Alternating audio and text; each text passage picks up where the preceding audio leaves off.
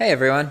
All right, this video is going to be about my kind of workflow on eBay. I'm just going to show you guys how things have been going with my eBay account, recent sales, that kind of stuff, because I realize like none of my videos, especially in the bulk style theory stuff, have really been about eBay, and I'm going to go back to that, or at least doing more regular videos, because that's really why most people watch my channel. So all right, we're going to switch our format here. I really need to get a hotkey instead of, because you guys see this screen, right? Oh, watch this. This is cool. Whee, whee. Okay, let's make that smaller. Okay, so we're on eBay, and we're at my eBay, and then my messages, okay?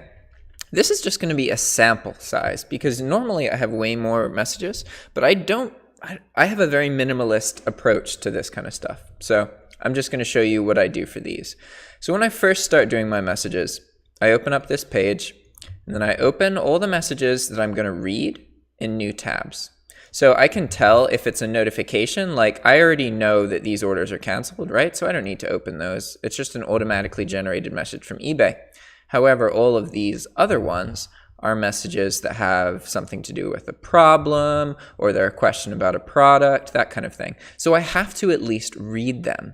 I don't have to respond to every single one though. So that's something that I kind of take advantage of. If I don't need to respond, then I won't. Like this kind of thing, somebody ordering something, less than 24 hours ago and asking when it ships. Normally, I wouldn't even bother responding to this because it's gonna ship today or tomorrow and they're just gonna see the tracking upload. But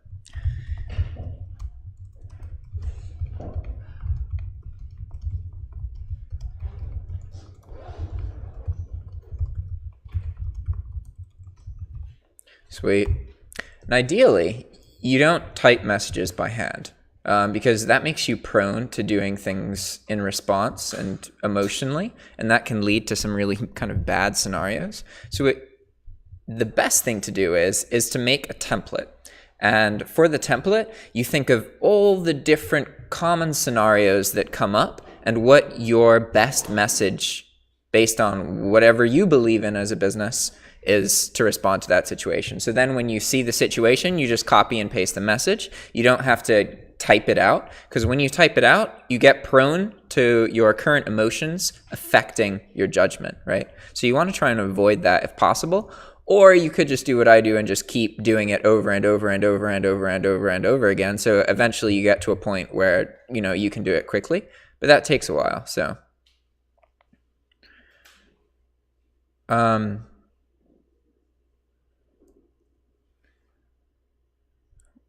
okay, this person, I have they messaged me, hello, this is the model number for my item. And it's not even the model number, it's the item ID. I don't know why they sent me the item ID to so if I go here, I go ebay.com/itm/number, it should take me directly to the listing if it's still live. Yeah. So for some reason, the buyer sent me a link to the item that they purchased and said that I asked for it. So I have no idea what that is, so I'm just going to ignore it and move on. You sent me this message below, so if you can't ship to the US, I want a full refund. I still see it. What on earth is this guy talking about? Oh, that's right, I can't. Oh, I got confused. So I made a mistake with this guy. So he ordered something, right? And it was the picture is great. But then if we go to the Walmart listing, which I'll do right now, you'll be able to pick a whole bunch of different flavors. So yeah, see, they're all about the same price, so it doesn't really matter. But I messaged him being like, oh, hey, the pictures for great, but do you want a different flavor? It's available in like these 5 different flavors, or you can get a variety pack. And then he responded and he picked coconut, and that was great. But then it turns out that this item cannot be shipped to New Jersey, where he lives. So I messaged him saying, hey, sorry about my earlier question. I need to cancel. But then I forgot to cancel the order. And that always kind of creates issues with a buyer when like you message them about one scenario and then it ends up being something else. Like this is a scenario where this guy might leave me bad feedback, just because I was confusing and I forgot to cancel the order. And then he messaged me asking why he wasn't refunded, and I was like, what? What are you talking about? And I'd completely forgotten about it. Come on. Wait, did I already? And that maybe I did already cancel it actually. Because that's the thing. It's very common for people to cancel an order, and people think that they're going to get a new transaction in PayPal that says, hey, you received this money from this person. But what actually happens is that the original transaction gets reversed. So it's a pretty common issue to have customers who are expecting a refund and you've already given it to them, but they keep messaging you saying that they haven't gotten their refund yet. And it kind of sucks because there's not a whole lot you can do to alleviate their concerns. I think what happens a lot of the time is that somebody is going through some situation in life and they don't have money that they need, and then they have this thing in their head where they need that $80, even though they already got it back. They were planning on having $80 more, so no matter what you do, they're going to be a bit feisty and angry. But I need to make sure that I actually did cancel this order. So the confusing thing now is when I look for the buyer's username on my all orders page, it doesn't show up. So that leads me to believe that I did actually cancel the order and that the buyer just hasn't seen the refund. But all I need to do is send him the PayPal transaction ID, right? Okay, so here we go. The order was canceled. Look at that. So now I need to go into the sales record and find his item ID. So in order to do that, we're going to take the, no, we need the transaction ID on PayPal. So what's the fastest way to find that? Let's go to Gmail.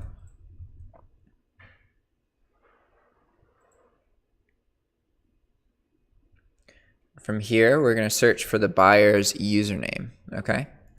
And at this point, I'm going to have to switch the screen to the full screen thing because I can't show you the sales record itself.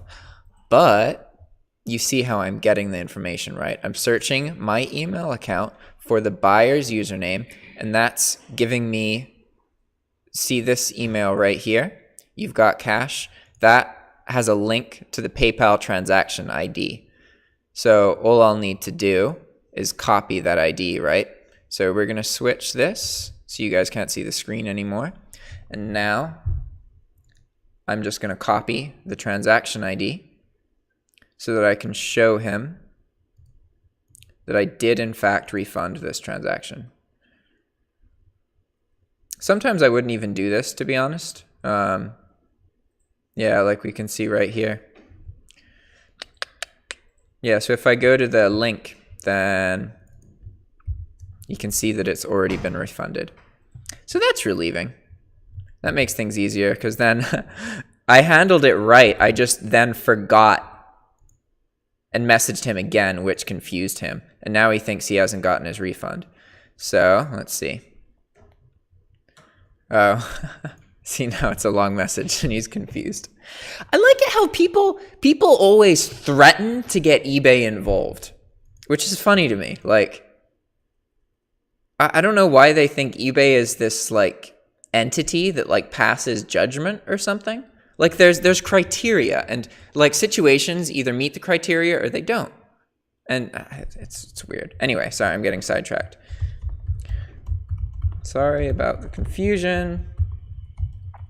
I did cancel this order and refund you. I just forgot why I messaged you.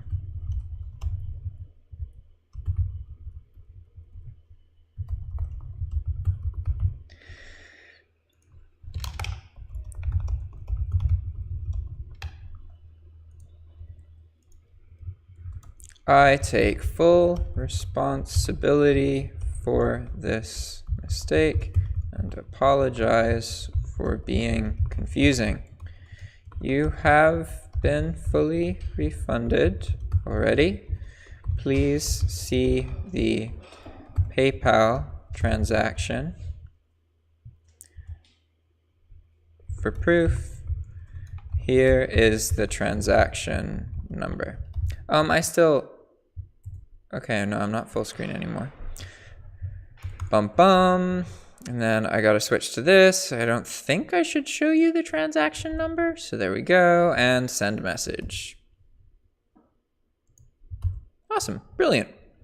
So we just sent that, and now we're moving on to our next message, which is probably from the same guy, actually. I confused him so much. That's actually not bad. He messaged me like 4 times, and usually multiple messages means an irate buyer.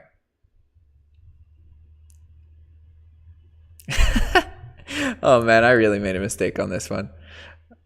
I confused him so much. All right, sweet. So normally I have way more things to respond to than that, but I'm pretty quick at it. Responding to messages really only takes about 20% of my time is spent responding to messages. Another 20% of my time is spent dealing with return cases and like Walmart customer service and instant message chat, that kind of thing. And then about 60% of my time is spent placing orders. So almost all of my time is spent placing orders, which is good because the ordering part is the part that's exciting for me because that's the actual money-making component of the business, right? So next we're going to go over my recent sales, and I can show you how things have been. I got to change this to all orders so you guys don't load a bunch of addresses. Boop. My computer's really chugging.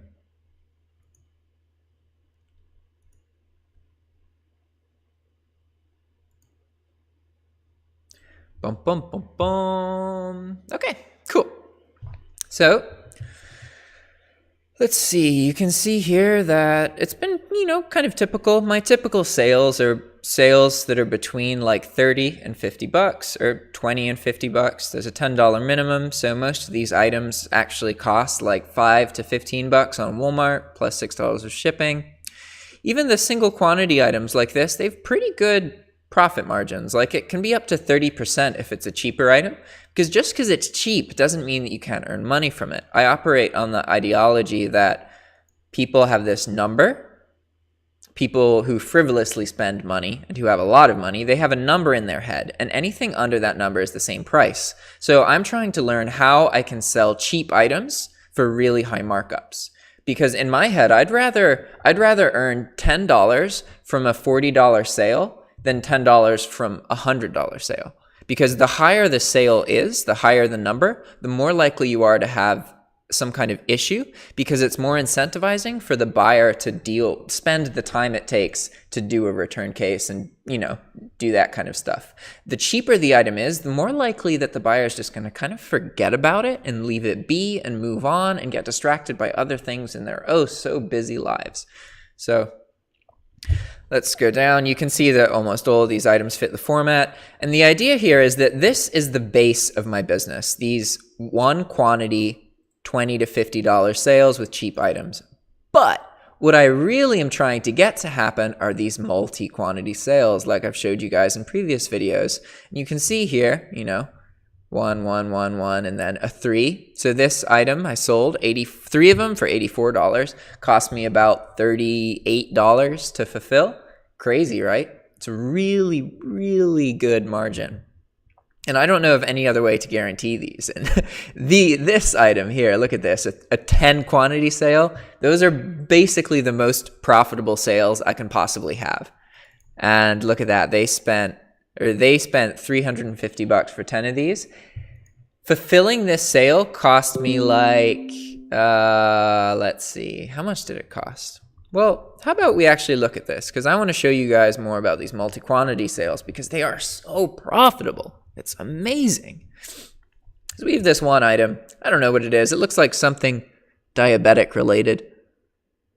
A Lansing device. I don't know what that is. Huh. Anyway, so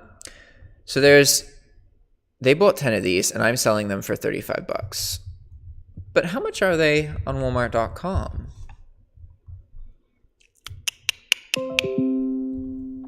Oh, whoops.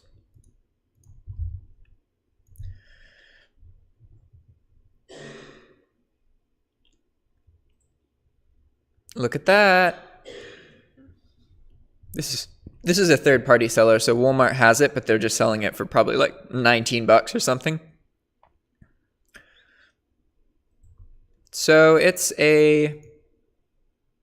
I'm selling it for 35 bucks and it costs me $19.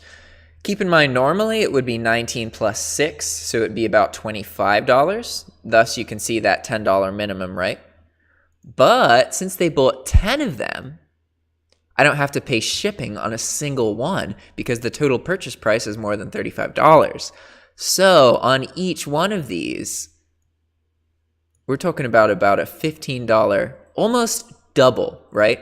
Because this is $19. What's double 19? That would be 38. And we're selling it for 35, so it's a little bit short of double the price, which is crazy. Double is a 200% markup.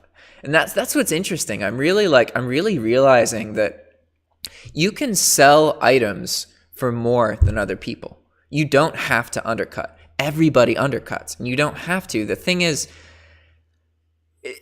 the items that sell well without the undercut mentality are different than the items that sell well with undercutting. And so it's interesting in that you get better at whatever it is that you expose yourself to, right? So if you undercut, you're going to learn about what items sell well with the undercutting mentality, and you're going to think that those are the items that work well and that you have to undercut, right? But you can do the opposite as well, where you do anything you do. Sorry, this is too abstract.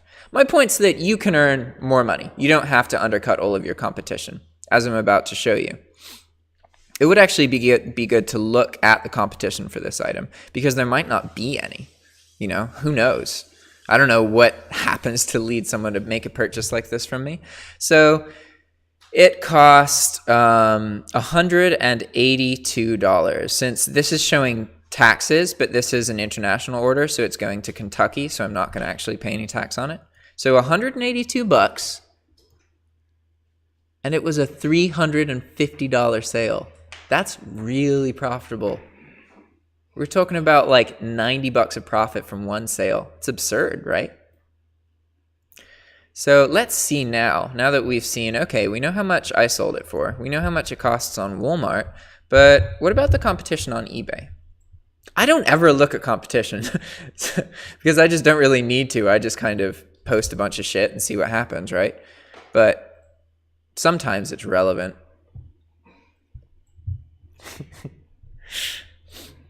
All right, so apparently I'm the only person selling this item, which is quite surprising. And maybe, actually, it's very possible that you're not supposed to sell this on eBay. Because it's really, really weird that I'm the only person selling something. But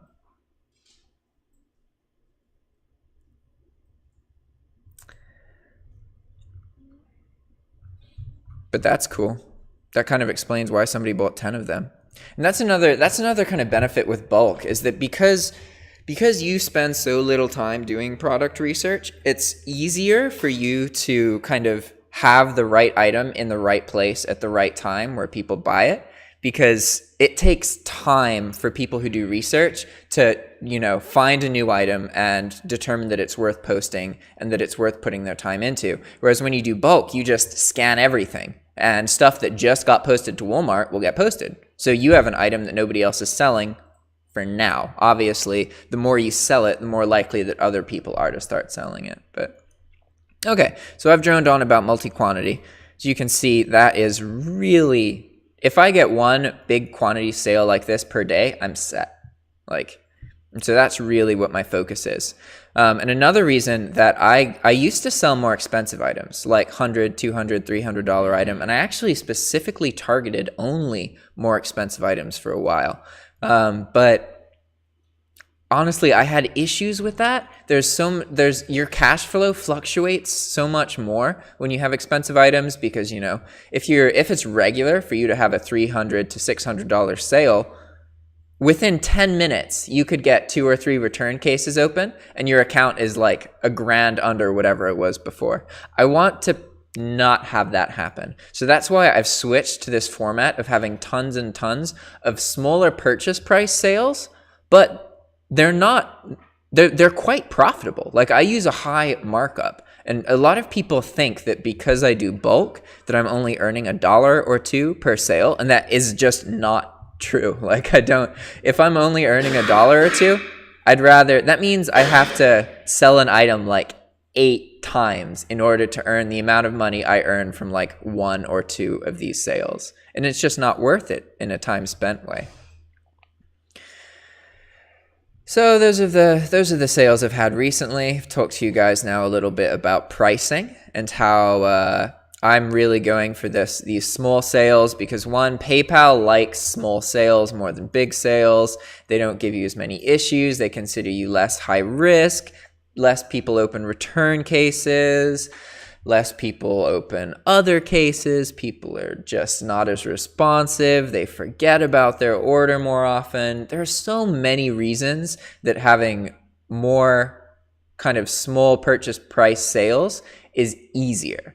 And typically, people have lower margins on these sales, right? So they're only earning $1 or $2. So that's usually the catch, is that you're trading profit for kind of more security, right?